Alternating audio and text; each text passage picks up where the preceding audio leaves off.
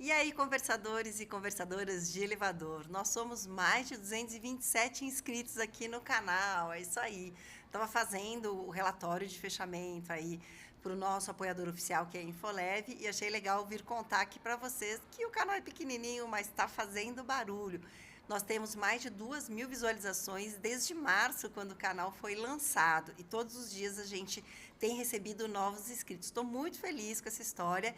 E o mais interessante é que o episódio mais visto é o de lançamento, em que eu gravei com a amiga Daniela Debonis, né, que trabalhou como consultora comigo, e a gente fez a masterclass aí para lançar o canal. E é o mais visualizado, seguido pelo Fábio Vieira, em que a gente falou dos elevadores residenciais unifamiliares. Então tem muito assunto ainda para falar e muita coisa boa aqui para trazer para o canal. Gostou?